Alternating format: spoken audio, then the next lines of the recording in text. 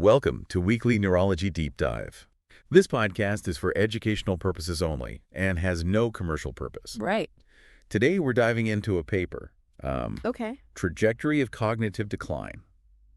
After incident heart failure hospitalization, findings from the REGARD study, recently published in the Journal of the American Heart Association. Yes. We're going to be giving you an overview of this important research, but encourage you to read the full paper Okay. for a comprehensive understanding. Absolutely. And I think, for neurologists listening, this study offers insights you can apply in your daily practice. Yeah. And it leverages the REGARD study, Okay. which followed over 23,000 individuals Wow. for a median of 10 years. That's a long time. So this long-term perspective is crucial for understanding how cognition evolves, particularly after a first-time hospitalization for heart failure. That's a significant sample size and time frame. Right. So let's get to the heart of the matter. What did this study reveal about cognitive decline in these patients? So the study found that individuals hospitalized for heart failure experienced faster global cognitive decline compared to those without heart failure. Okay. And this decline was measured using the 6-item screener, Okay. or SIS, a widely used tool for assessing overall cognitive function. Now, for our listeners who might not be as familiar with the SIS, could you briefly explain what it measures and why it's relevant in this context? Of course. The SIS is a quick and easy test Okay. that assesses various cognitive domains like orientation, memory, and attention. It's a valuable tool for detecting early signs of cognitive impairment Okay. and tracking changes over time. Okay. In this study, participants with heart failure declined by about 0.03 points less per year on the SIS compared to those without heart failure. 0.03 points might not seem like much on the surface. Right. Can you help us understand what this means practically for our patients? Well, that's a great point. While it seems like a small difference, this decline accumulates over time. Right. Think about it. Over 5 years, that's a difference of 0.15 points, and over 10 years, it's 0.3 points. This seemingly small decline could represent a significant shift in a patient's ability to manage their medications, follow complex instructions, or even maintain their independence. This highlights the importance of early detection and intervention. So the study focused on global cognitive decline. What about specific cognitive domains? Did the researchers find any differences there? Interestingly, the study didn't find faster decline Okay. in other cognitive areas like learning, memory, or executive function for those hospitalized with heart failure overall. They measured these using the wordless learning, the wordless delayed recall, and the animal fluency tests. Okay. While there were no significant differences in these domains for the entire heart failure group, a closer look at heart failure subtypes revealed a different story. Now that's where it gets really interesting for us as neurologists. Let's unpack these heart failure subtypes. You're referring to HF with reduced ejection fraction, or HFrEF. Exactly. And HF with preserved ejection fraction, HFpEF, right? Right, precisely. These are two distinct types of heart failure with different underlying mechanisms and treatment approaches. The study found that while both HFrEF and HFpEF groups showed decline in global cognitive function, the rate of decline in executive function differed significantly between them. This distinction is crucial for our clinical practice. Can you elaborate on those differences in executive function decline? Certainly. Participants with HFpEF actually experienced a faster decline in executive function compared to those with HFrEF. Now, that's a significant finding. We're talking about the very brain functions that allow our patients to plan, organize, make decisions, essentially manage their daily lives effectively. This could have a profound impact on their independence and overall well-being.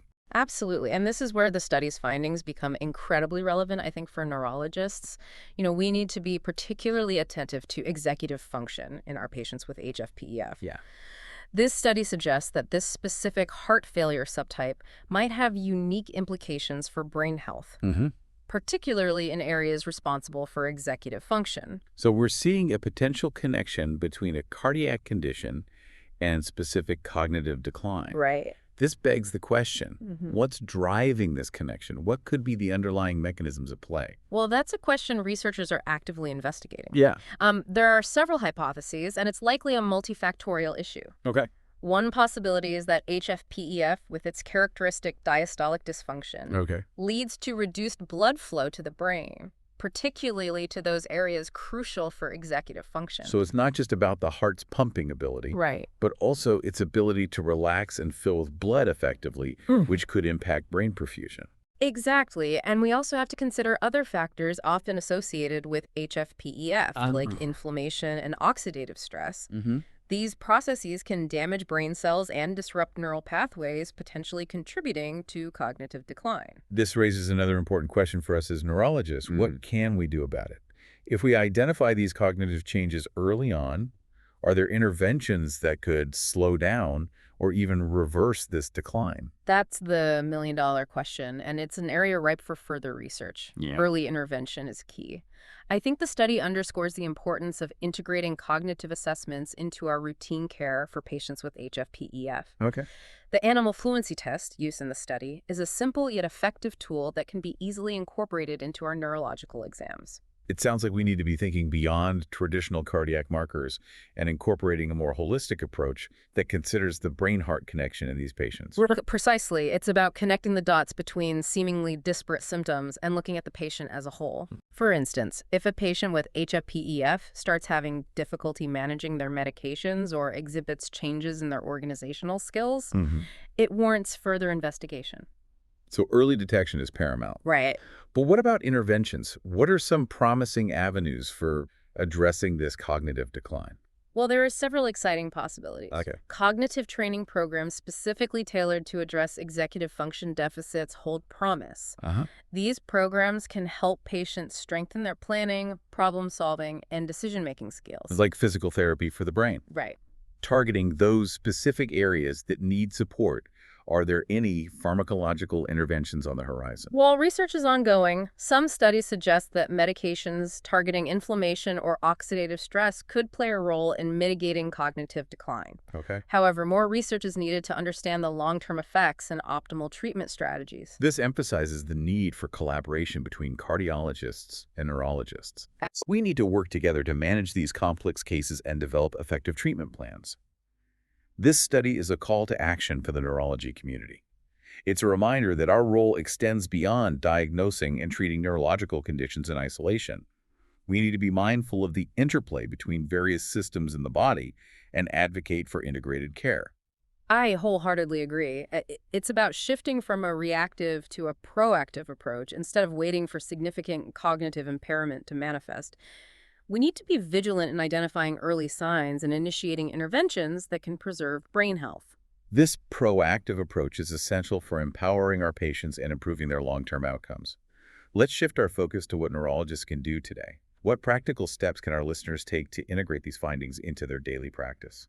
Well, I think it starts with awareness. We need to recognize the potential for cognitive decline, particularly executive dysfunction in patients with HFpEF. This awareness should prompt us to incorporate thorough cognitive assessments into our routine care for these patients. Beyond the animal fluency test we discussed, are there other assessments or tools that would be valuable in this context? Absolutely. We can use a combination of tools. The Montreal Cognitive Assessment, or MoCA, is a brief but comprehensive assessment that evaluates various cognitive domains, including executive function. We can also consider neuropsychological testing for a more in-depth evaluation if initial screenings suggest concerns. These assessments provide objective data. Right. But we can't overlook the importance of clinical observation. What subtle signs should we be looking for in our patients with HFpEF? Excellent point. Pay attention to how your patients communicate. Are they having difficulty finding words or expressing their thoughts clearly? Observe their behavior. Are they struggling with tasks they previously managed with ease, such as balancing their checkbook or following a recipe? These subtle changes could indicate underlying executive dysfunction. It's about being attuned to the whole patient, not just their cardiac symptoms. Right. Early detection is crucial, but equally important is having those difficult conversations with our patients and their families. How can we approach this topic sensitively and effectively? I think open and honest communication is key. Yeah. Explain the potential for cognitive changes associated with HFpEF in a clear and compassionate manner.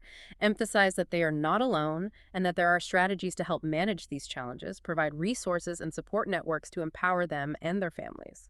Education and empowerment are fundamental. We need to equip our patients with the knowledge and tools to advocate for their own brain health. What lifestyle modifications or interventions can we recommend to help them mitigate cognitive decline? Well, encourage heart-healthy habits is what benefits the heart, also benefits the brain. Regular exercise, a balanced diet rich in fruits, vegetables, and antioxidants, and stress management techniques can all contribute to better cognitive health. Staying mentally active is also vital. Encourage your patients to engage in activities that challenge their brains, like puzzles, reading, or learning new skills. It's about fostering a holistic approach to health and well-being. This study has truly illuminated the intricate connection between the heart and the brain. It's a reminder that neurology is an evolving field, and we must stay informed and adaptable to best serve our patients. Absolutely. This research underscores the importance of staying abreast of new findings and incorporating them into our clinical practice. We need to continue exploring the complex interplay between the cardiovascular and nervous systems to develop innovative treatments and improve the lives of our patients. This deep dive into the REGARDS study has provided valuable insights for neurologists. We encourage our listeners to delve into the full paper for a comprehensive understanding of this impactful research. Remember, by recognizing the early signs of cognitive decline in our patients with HFpEF and intervening proactively, we can make a significant difference in their lives. Until next time, stay curious, stay informed, and keep those brains sharp. We'll see you on the next weekly Neurology Deep Dive.